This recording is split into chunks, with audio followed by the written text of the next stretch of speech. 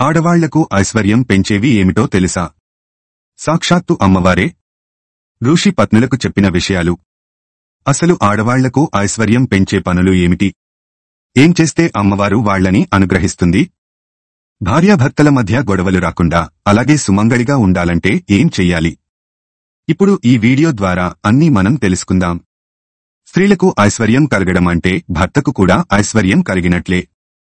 ఆ కుటుంబ సభ్యులందరికీ కూడా ఐశ్వర్యము ప్రార్థించినట్లే. మహిళలు కొన్ని పనులు చేయడం ద్వారా లక్ష్మీదేవి ఆ ఇంట్లో కొలువితీరి ఉంటుంది. ఈ విషయము అష్టాదశ పురాణాల్లో తెలియపరచి ఉన్న ఈ కథ ద్వారా మనము తెలుసుకుందాం. ఈ వీడియోలో అందించిన సమాచారం అనేక ప్రామాణిక గ్రంథాలు, పుస్తకాలు మరియు ఇతర వనరుల నుండి సేకరించబడింది. ఇందులో మా స్వంత సమాచారం ఏమీ లేదు.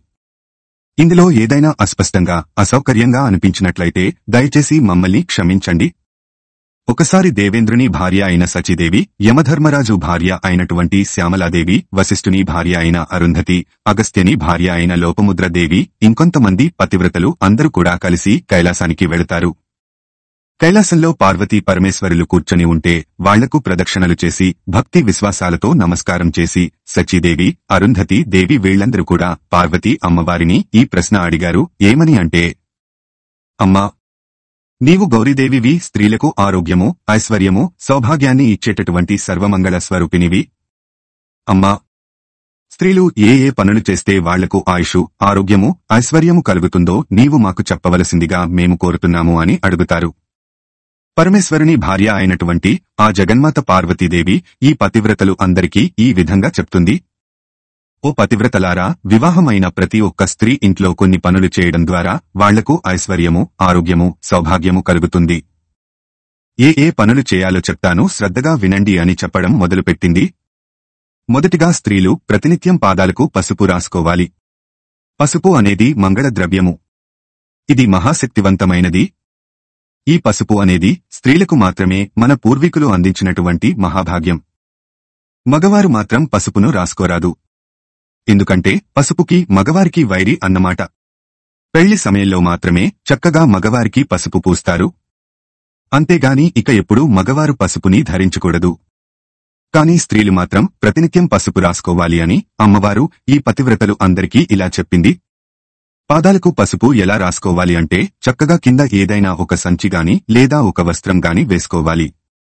ఆ పాదాలకు పసుపుని, అంటే పొడి పసుపు కాదు, తడి పసుపు, ఒక గిన్నెలో కొద్దిగా పసుపు, దానికి సరిపడ నీళ్లు పోసుకుని బాగా కలిపి పాదాలకు చక్కగా పొడలు లేకుండా, అంటే సందులు లేకుండా పసుపు పూసుకోవాలి.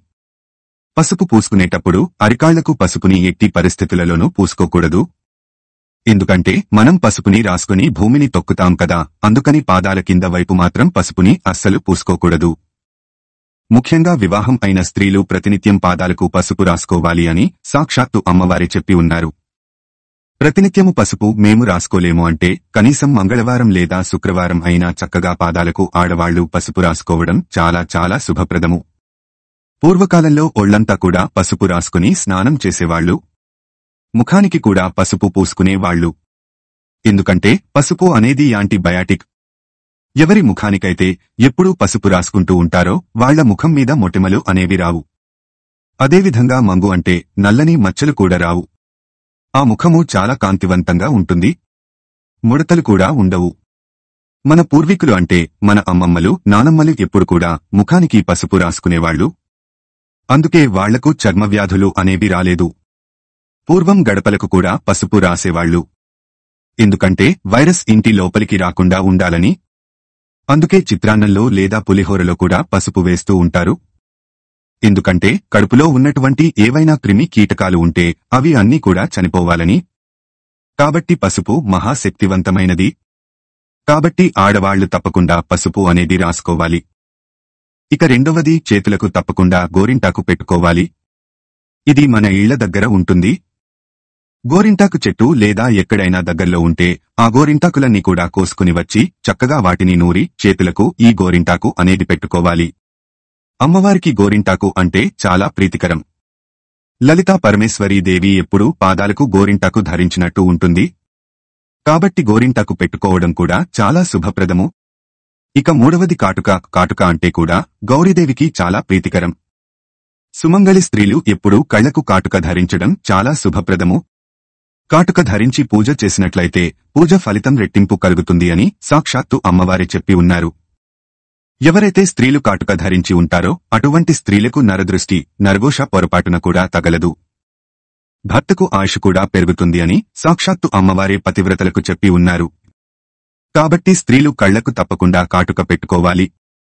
ఇక 4వది కుంకుమ. పెళ్లైనటువంటి ప్రతి మహిళ కూడా ప్రతినిత్యము పాపిట్లో గంగా సింధూరం ధరించాలి. లేదా కుంకుమైనా సరే చక్కగా పెట్టుకోవాలి. పాపిట్లో స్త్రీలు ప్రతినిత్యం కూడా కుంకుమ ధరించాలి. నుదుటిలో పెట్టుకునేటువంటి కుంకుమ అది పుట్టింటి వారి ఇచ్చినటువంటి కుంకుమ అయి ఉండాలి. పాపిట్లో పెట్టుకున్నటువంటి కుంకుమ అది భర్త పెట్టినటువంటి కుంకుమ.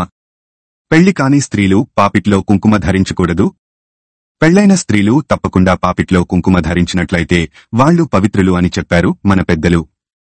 ఎందుకంటే స్త్రీలు ప్రతినిత్యం తలస్నానం చేయరు కదా. ఒక్కసారి చేస్తారు లేదా 2 సార్లు మాత్రమే చేస్తారు. వాళ్లు పాపిట్లో కుంకుమ పెట్టుకుంటే ప్రతినిత్యం తలస్నానం చేసినటువంటి ఫలితం వస్తుందని సాక్షాత్తు అమ్మవారే ఈ పతివ్రతలకు చెప్పి ఉన్నారు. ఇక 5వది గాజులు. ఆడవాళ్లు తప్పకుండా చేతులకు ధరించాలి. కనీసం 4 గాజులైనా ఉండాలి. లేదా 2 గాజులైనా ఉండాలి. చాలామంది ఒక్కొక్క గాజు వేసుకుంటూ ఉంటారు. పొరపాటున కూడా అలా వేసుకోకూడదు. ఎప్పుడు కూడా సరి సంఖ్యలో గాజులు ఉండాలి. మట్టి గాజులు వేసుకోవడం ద్వారా భర్తకు ఆయుష్ పెరుగుతుందని సాక్షాత్తు అమ్మవారే పతివ్రతలతో చెప్పి ఉన్నారు. కొంతమంది బంగారు గాజులు వేసుకుంటూ ఉంటారు. ఆ బంగారు గాజులు వేసుకున్నా సరే వాటి మధ్యలో తప్పకుండా 2 మట్టి గాజులు తొడుక్కోవాలి. కొంతమంది వెండి గాజులు వేసుకుంటారు. భర్త ఉన్నటువంటి స్త్రీలు పొరపాటున కూడా వెండి గాజులు వేసుకోకూడదు. సుమంగళి స్త్రీలు అంటే ముత్తైదువులు వెండి గాజులు ధరించడం అంత మంచిది కాదు. వితంతువు స్త్రీలు మాత్రమే వెండి గాజులు ధరించాలని మనకు పెద్దలు ప్రాచీన గ్రంథాలు ఏనాడు చెప్పి ఉన్నారు. భర్త ఉన్నవాళ్లు వెండి గాజులు వేసుకోకూడదు, గుర్తుపెట్టుకోండి. మట్టి గాజులు లేదా శక్తి ఉన్నవాళ్లు బంగారు గాజులు తోడుక్కోవడం చాలా శుభప్రదం. ఇక 6వది నల్లపూసలు. ఓ మాంగళ్యాన్ని నల్లపూసలతో వేసుకున్న పర్వాలేదు, లేదా గోల్డ్ చైన్లో వేసుకున్న కూడా నల్లపూసలు తప్పకుండా అందులో ఉంచాలి. స్త్రీలకు ఎవరైనా వాయనంలో పసుపు కుంకుమలు ఇస్తే తప్పకుండా వాళ్లు మొదట మాంగళ్యానికి పెట్టి పసుపు కుంకుమ కళ్లకు అద్దుకుని లోపల వేసుకుని తర్వాత వాళ్లు పెట్టుకోవాలి. ఎందుకంటే మాంగళ్యంలో సర్వమంగళదేవి ఉంటుంది. ఎప్పుడు కూడా స్త్రీలను అమ్మవారు రక్షిస్తూ ఉంటుంది. దీర్ఘసుమంగళిగా ఉండాలని దీవిస్తుంది.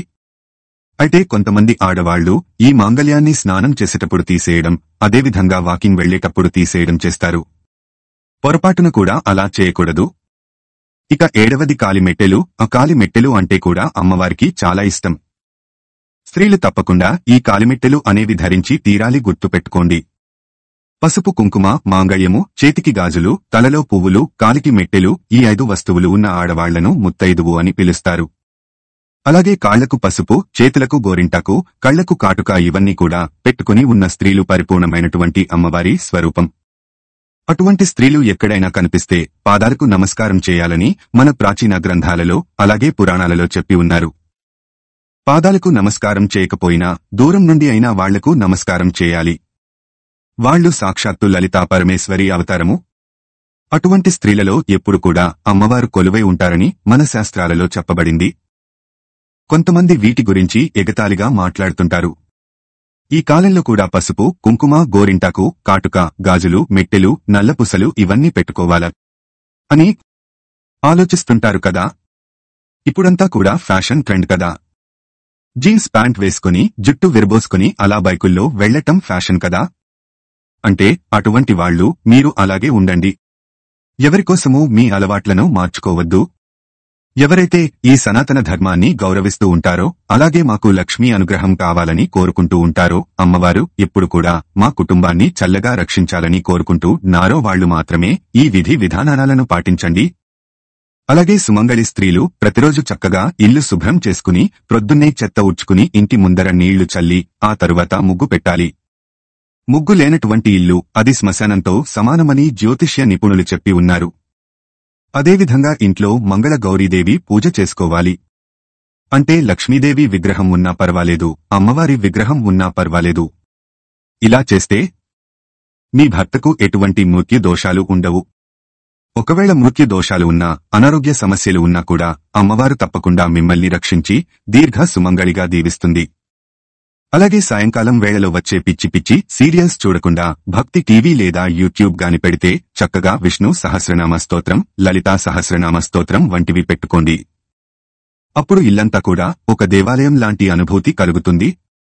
చక్కగా సంధ్యా సమయంలో ఇంట్లో ధూపం వేయడం, సాంబ్రాణి వేయడం, అదేవిధంగా గృహంలో మంచి మాటలు మాట్లాడడం, భార్యాభర్తలు గొడవలు పడకుండా ఉండడం, స్త్రీలు ముత్తైదువులా ఉండటం, ఇవన్నీ కూడా అమ్మవారికి ఎంతో ఇష్టమైనటువంటి పనులు. ఇలా చేస్తే తప్పకుండా మన ఇంట్లో అమ్మవారు కొలువుతీరి ఉంటుంది. కాబట్టి ఇలాంటి పనులు చేయడం ద్వారా స్త్రీలకు ఆరోగ్యము, ఐశ్వర్యము, లక్ష్మీ అనుగ్రహంతో పాటు గౌరీదేవి అనుగ్రహం కూడా కలుగుతుందని మన పురాణాల్లో చెప్పి ఉన్నారు.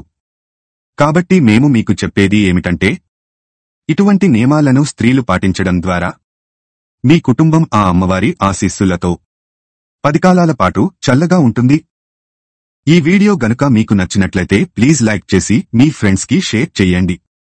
అలాగే మా కొత్త వీడియోస్ మీకు వెంటనే చేరాలంటే మా ఛానల్ని సబ్స్క్రైబ్ చేసుకొని పక్కనే ఉన్నటువంటి బెల్ ఐకాన్ని ప్రెస్ చేయండి. ధన్యవాదములు.